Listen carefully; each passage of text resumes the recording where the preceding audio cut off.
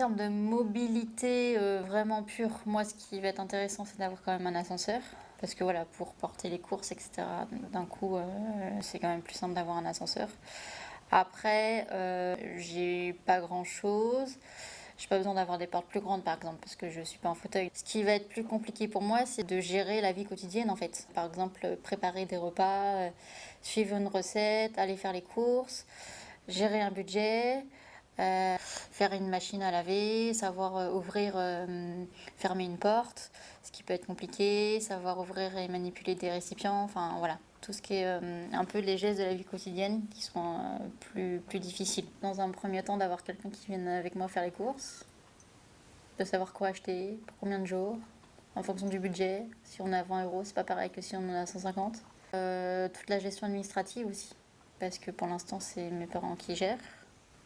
Mais c'est vrai que d'avoir un éducateur, par exemple, qui va vérifier que le courrier est bien ouvert, qu'il n'y a pas d'oubli, que c'est à jour. Et puis bah aussi pour tous les tracas de la vie quotidienne, je sais pas, une ampoule qui casse, qu'il faut remplacer. Voilà, d'avoir une aide humaine sur ça. Là où d'autres peuvent se débrouiller tout seuls parce qu'ils ont les capacités pour, ils n'ont pas de difficultés motrices par exemple, en tout cas motricité fine, ils peuvent se débrouiller pour changer une ampoule, changer une serrure, enfin je sais pas. Pour moi, c'est compliqué. Donc, en termes d'aménagement, je pense que ça serait ça. Et que c'est pas grave si on est aidé, au contraire, c'est que c'est aussi une forme de courage de demander de l'aide et de dire que là, on est en difficulté et qu'on a besoin d'être accompagné. Peut-être un autre regard qui va me dire voilà, là, c'est suffisamment anticipé, tu peux y aller, c'est bon, le chemin est balisé. Là, en revanche, un petit coup de pouce pour gérer ça, tac, si on fait ça comme ça, c'est mieux. Voilà, je trouve ça intéressant.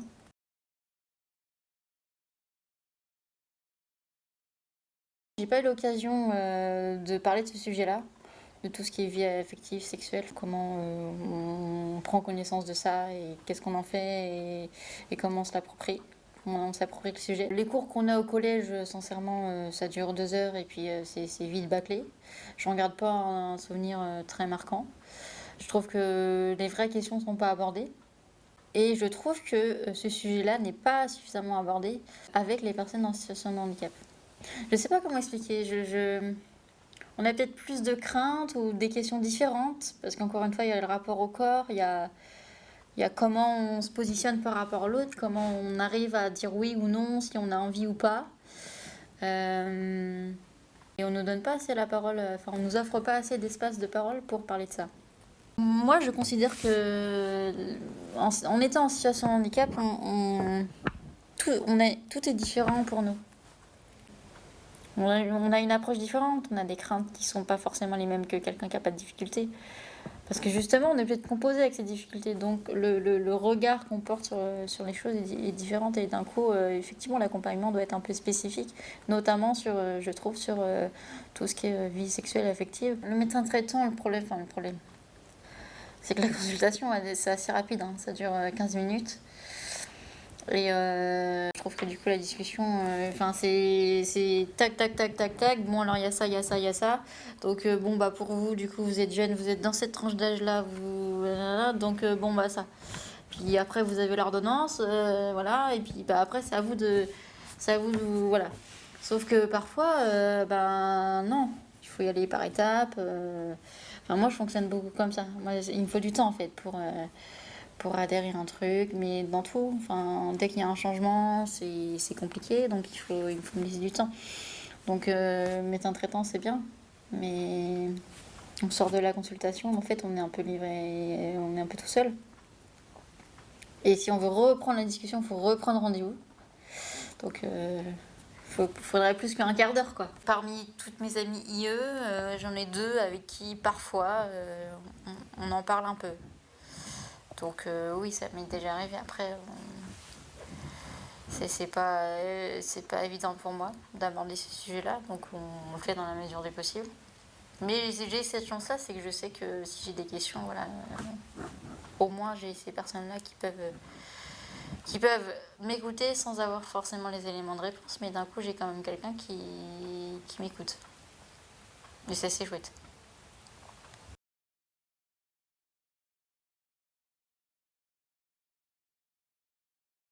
J'ai des amis sur qui je peux compter, des amis de longue date. qui me connaissent bien et avec qui ça se passe bien. C'est-à-dire qu'en fait, quand je dis ça, c'est qu'ils prennent en compte mes difficultés. Par exemple, quand on sort dans un endroit, ne serait-ce que pour se déplacer de la voiture au bar, ou, enfin, voilà, ils adaptent la marche et ça se fait naturellement. Après, la difficulté, c'est de rencontrer de nouvelles personnes. Parce que d'un coup, on est sur des gens qui ne connaissent pas, qui ne comprennent pas. Pour pouvoir tisser des liens, il faut avoir confiance. J'aimerais bien rencontrer de nouvelles personnes et enfin, tisser de nouvelles relations. Mais du fait, c'est vrai, de ma situation de handicap invisible, je trouve que c'est compliqué. Il faut jauger aussi, savoir jusqu'où on peut faire confiance à la personne et d'évaluer un petit peu sa capacité à comprendre les difficultés qu'on a, qui ne sont pas perceptibles par l'autre. Quelqu'un qui a un fauteuil, bon, entre guillemets, voilà, on sait qu'il faut lui pousser sa chaise, une chaise pour que son fauteuil passe. Sur des profils un peu comme le mien, les gens ne pensent pas forcément, par exemple, à ralentir en marchant. Parce que vu que j'avance quand même, bah du coup ils avancent eux aussi, mais ils se rendent pas compte que moi je dois faire plus d'efforts pour suivre le rythme. C'est le fait d'être entre deux. C'est-à-dire que je suis capable de plein de choses, d'être autonome et quand même d'avoir des liens sociaux, je veux dire, tout à fait normaux hein, par rapport à d'autres personnes qui vont avoir des difficultés justement à tisser avoir un contact. Moi, j'ai cette chance de pouvoir y aller, mais c'est vrai qu'à côté de ça, bah voilà, j'ai des difficultés qui se voient pas. Ça aide pas en fait, parce que ça trompe l'autre. L'autre, il sait plus, du coup, il est perdu. Parfois, il est perdu. Il se dit, mais alors, elle est capable de ça, mais elle est pas capable de ça. Du coup, moi, jusqu'où je peux aller? Enfin, voilà. Et les gens n'osent pas, ils ont peur. Ils ont peur de demander aussi, et du coup, moi, ça m'aide pas non plus à verbaliser les choses. C'est un petit peu ambigu, mais je perçois ça comme ça. Alors je vais le dire comme ça, mais je trouve que c'est aussi reposant parfois d'être avec des gens qui sont dans la même situation que nous, enfin qui sont handicapés en fait. C'est reposant parce que je trouve que de pouvoir accéder à un circuit classique c'est bien, mais ça demande aussi des efforts pour pouvoir suivre le groupe, le rythme, les discussions, l'intégration.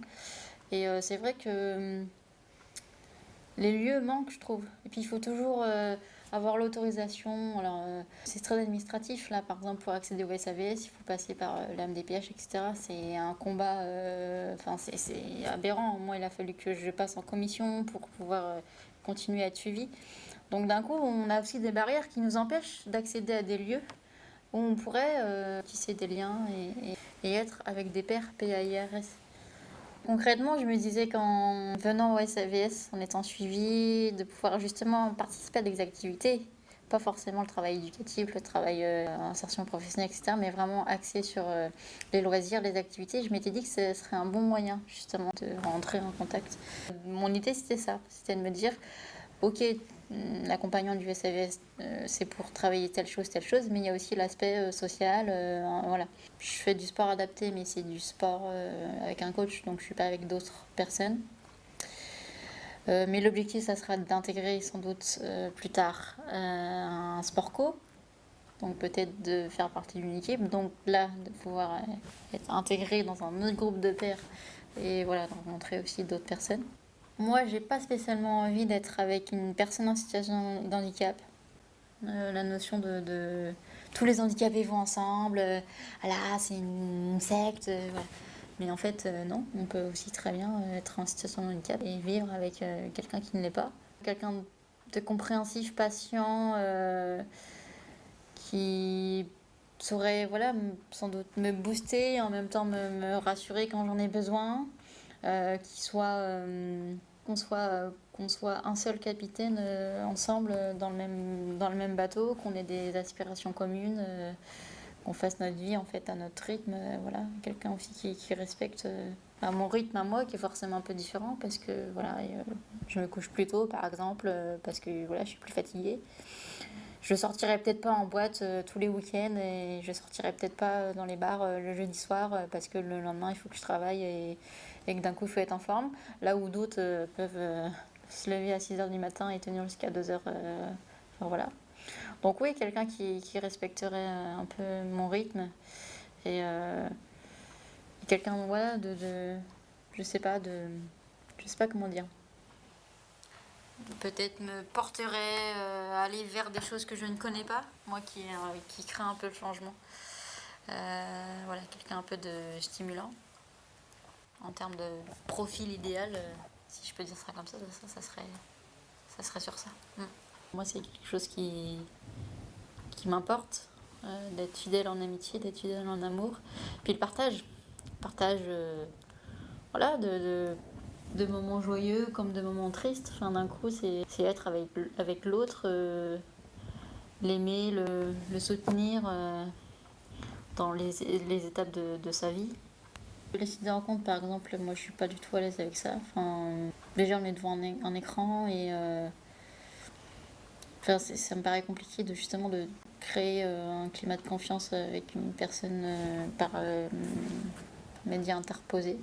Puis je trouve que c'est tellement un peu impersonnel, on sait jamais, enfin, puis c'est un peu dangereux. Enfin, d'un coup, il y a tout type de personnes. On sait jamais trop les intentions des gens. Parce que les gens peuvent mentir, ils peuvent aussi, enfin voilà, les photos de profil, hein, ça se modifie autant qu'on veut. Donc la personne peut dire qu'elle a 20 ans et finalement elle en a 50. Donc je trouve que, enfin, moi je perçois ça comme étant un peu dangereux d'aller chercher, tisser des liens par ce biais-là. Moi, ce dont j'ai besoin et envie, c'est d'avoir justement un lieu où on peut rencontrer du monde, soit voilà, simplement pour tisser des liens amicaux, mais aussi pourquoi pas voilà, rencontrer une personne et effectivement se dire qu'on peut, voilà, il y a des liens amoureux qui apparaissent et on se dit tiens, on peut éventuellement se projeter avec la personne sur du plus long terme. Mais voilà, de le faire dans un espace un peu sécurisant, en y allant progressivement par le biais voilà, de peut-être d'une fiche type où voilà, chaque personne remplit la fiche et explique un peu son profil, voilà, ses aspirations, mais qu'il y a un espace pour ça. Je trouve qu'effectivement, et quand je disais tout à l'heure que les lieux manquent, c'est bien que ça se fasse ailleurs, mais en France, c'est vrai que je trouve que les lieux manquent. Pour nous, les personnes en situation de handicap, nous qui pouvons avoir des difficultés à aller vers dans un espace classique, parfois on a aussi besoin d'être un peu cocooné. Alors, c'est peut-être pas le bon terme, mais c'est un peu l'idée, oui.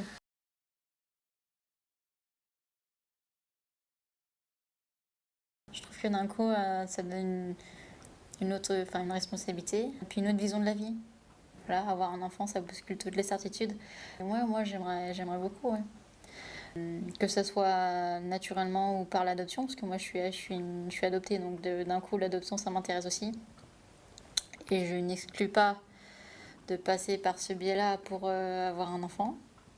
Je trouve que la démarche elle est encore différente, hein. Ça suppose aussi de rencontrer un enfant qui n'est pas le sien et de réussir à tisser des liens avec un enfant qui n'a pas eu la chance d'avoir une famille à lui dès le départ et pour qui nous, voilà, en tant qu'adoptants, on a la possibilité de lui offrir ça. Je trouve la démarche enfin, magnifique en fait. J'ai eu la chance de pouvoir vivre ça, donc pourquoi pas un jour voilà, rendre un peu l'appareil. Et puis, mais globalement, ouais, le rôle de maman, ça me plairait bien. Ouais. Après, c'est vrai que bon, voilà, avec les difficultés liées à la situation de handicap, forcément, ça complexifie un peu les choses, voilà, en termes d'organisation, encore une fois en termes de fatigue, parce qu'en enfant c'est quand même, voilà, hein, quand il ne fait pas ses nuits, il faut pouvoir se réveiller toutes les 3 heures, lui donner le biberon et être capable de se lever le lendemain à 8 heures pour aller travailler. Donc déjà pour quelqu'un qui n'a pas de fatigabilité supérieure, c'est compliqué. Alors je me pose des questions, je me dis est-ce que ça sera possible, est-ce que physiquement ça sera possible. Après avec un conjoint c'est plus simple parce qu'on est deux, donc les tâches sont partagées. Mais voilà, gérer aussi voilà, les changements de couche, tout ce qui est manipulation, tout ça. Enfin voilà, créer tous les automatismes qu'il faut pour prendre soin d'un enfant. Ouais.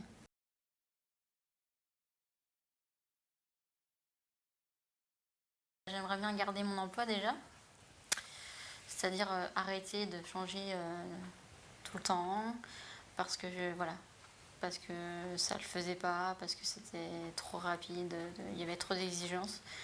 D'un coup là maintenant je suis bien là où je suis, bah, j'aimerais bien qu'il me garde. Donc là c'est bien parti parce que j'ai déjà signé l'avenant à mon contrat.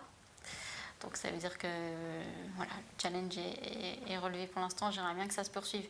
et que l'idéal ce serait d'avoir un CDI, hein. Voilà, on va pas se mentir. Donc déjà ça, et puis après d'avoir mon appartement, de continuer à gagner en confiance, voilà, en continuant à être au SAVS, et puis un jour de plus avoir besoin de ça en fait, de me dire que ça y est, je suis suffisamment armée pour me débrouiller toute seule. Et puis de trouver l'âme sœur, quoi, voilà, un peu comme on disait tout à l'heure, mais j'aimerais bien, ouais. Donc voilà, les prochains projets dans les années à venir, et puis ouais, de continuer sur ma lancée, quoi, à faire des choses dans la mesure du possible, mais être toujours actrice de ma vie.